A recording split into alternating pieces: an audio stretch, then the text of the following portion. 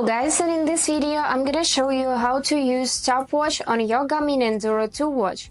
So let's get started. From the main watch screen, just simply press and hold the menu button and then select clock from the list of other options and choose Stopwatch. And right here press start button to start the timer. And now to restart the timer for laps, press this lap button. This will keep track of each lap time individually. The total stopwatch time will continue to count down, and to stop both timers just press this stop button. And if you need to reset both timers, just press this down button.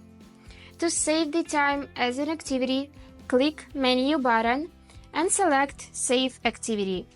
Great. And it will be saved just in a couple of seconds. If you want to reset the timers and quit the stopwatch, press menu and then select done and confirm it by clicking the start button, just like this. And to review lap times, press menu and select review, but this option will only appear if there have been multiple laps. To return to the main watch screen, we would need just press this menu button and click go to watch face. And that's all. I hope this video was useful for you, and thank you so much for watching.